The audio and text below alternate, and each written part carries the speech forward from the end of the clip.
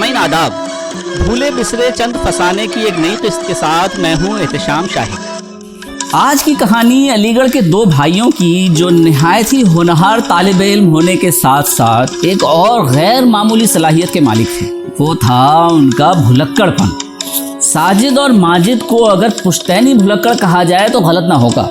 उन दोनों के वालिद मोहतरम यानी हामिद अंकल भी इसी खासियत के लिए अपने मोहल्ले में मशहूर थे।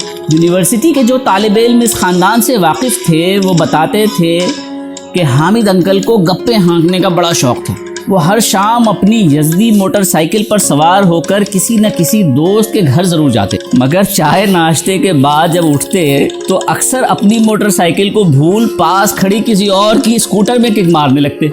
हामिद अंकल यारबाश तो थे ही, गोया दोस्तों को बड़े तपाक से घर बुलाना ना भूलते थे। दिन तारीख भी मुकर्रर कराते, ये तक पूछाते कि क्या खाना पसंद करेंगे। बस एक कमी रह जाती, बेगम को बताना भूल जाते। गोया होता ये कि इधर मेज़बान चाय पर चाय पेश करता और उधर मेहमान परेशान के खाना कब लगेगा। घर की ख़वातीन चिढ़ती कि ये जाने का नाम क्यों नहीं ले रहे। हामिद अंकल इन बातों से बेखबर गप्पे हाँकते रहते। जब मेहमान कई दफ़ा बहुत सारे बिस्किट्स भंभोड़ कर चाय के ज़रिए हलक में धकेल कर लौट चुके होते तब ये राज खुलता। बेगम कहती इतनी देर तक बिठाना था तो कह देते, मैं खाने का इंतज़ाम कर देती। हामिद अंकल दबी हुई आवाज़ में कहते, कहा तो था उनसे, हाँ तुम्हें बताना भूल गया। गोया अगले रोज़ माफ़ी मांगने की जिम्मेदारी भी बेगम पर ही आयद होती। वो फ़ोन करके एक ही जुमला कहती, आपको तो मालूम है इनकी भूलने की आदत, आप ही बता देते मैं खाना लगा देती। नहीं भाभी कोई बात नहीं, हम फिर कभी हाजिर हो जाएंगे, दोस्त का जवाब आता। अब इस माहौल में पले बढ़े साजिद और माजिद भूलने की ख़ानदानी रिवायत को मजबूती से थाम चुके थे, बल्कि यूँ कहें कि नए मुकाम पर ले जा चुके थे। सोने पर सुहागा ये कि अलीगढ़ के हॉस्टल्स में मौजूद हज़ारों तालिब इल्म और उनमें से चंद की मसाला लगाने की आदत की वजह से इन दोनों भाइयों के किस्से आम होने लगे।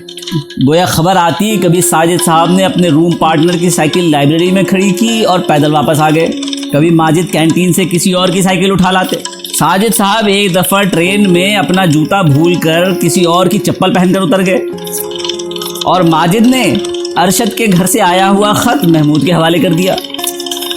गोया हर रोज़ एक नया ड्रामा।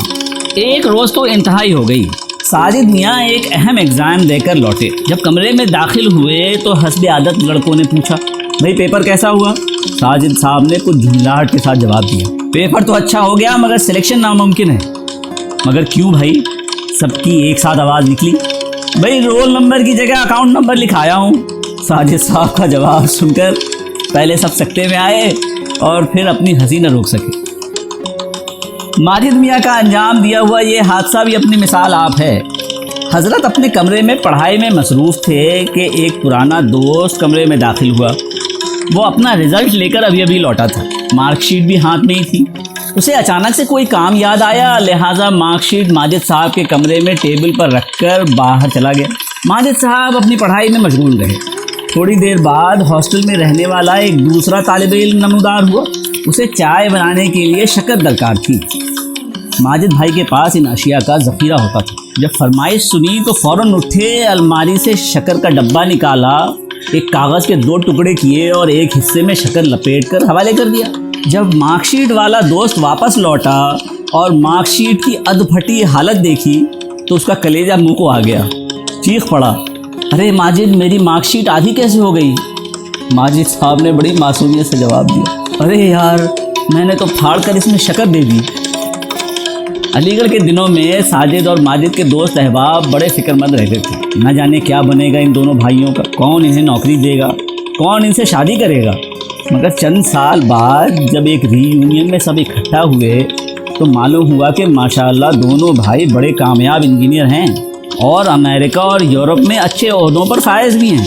अब वहाँ दोस्तों और रिश्तेदारों और कोलीग्स का क्या हशर होता है ये तो अंदाज़ा लगाना मुश्किल है। अब इजाज़त दें, हाजिर होता हूँ एक और नई कहानी के साथ।